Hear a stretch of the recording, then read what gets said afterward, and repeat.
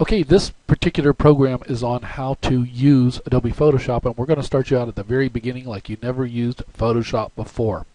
Very simply, to get started with Adobe Photoshop. Now, if it's not down here, which means you already have a copy of it open, which I have mine already open, it's already going. But if you usually, most people have a icon here that says Photoshop after you get done loading Photoshop into your computer. It usually puts an icon out here and you double click on it just like any of these other icons you see.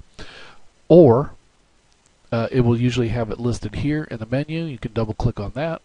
Or you can go into your actual menu. You just hit all programs like right here and go up to where it says Adobe, and you'll see, scroll down, you'll see Photoshop. You can double click it there. If you want to have a icon on your desktop, just hold down the mouse button and drag it out there, and then you'll have your own icon. I just guess I'll use mine right there. Okay, I already have mine already opened up, so I have it here, and this is the Adobe Photoshop workspace.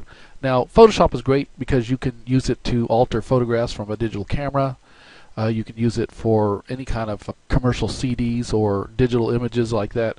Scans of photographs, you can have transparencies, negatives, whatever. It's great for working with all of these different formats. You can also create your own artwork with it. It's pretty cool. So there's a ton of things you can do, and this program is so advanced it's scary, but it's not hard to use.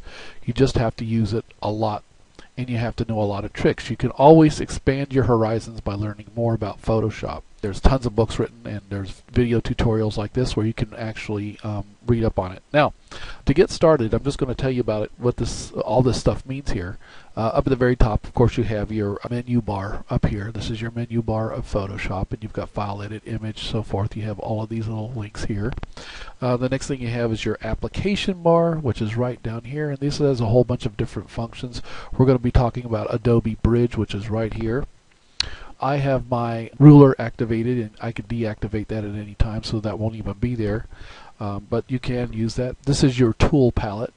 These are all the different tools we're going to be using: brushes, stamps, erasers, fill buckets, and so forth. And you may have messed around with a lot of these on other programs that are similar. They're very similar to other programs.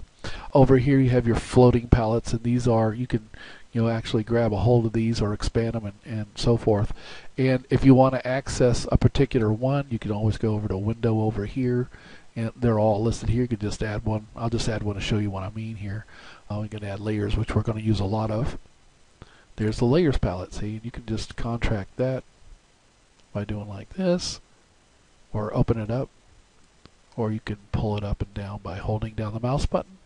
So there's that. And then also too, this is another good function palette over here.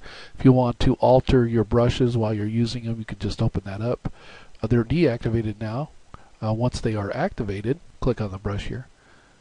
Once they're activated, you can click on any of these at random and use them. And these are all your different brushes. So we're going to be getting into all of that stuff as we go through this. So that was a real quick overview of the different tools and things that you can use with Photoshop. The next segment, we're going to get into how to use Adobe Bridge, which is this little icon up here, and that just gives you access to all your files. We'll be looking at that next.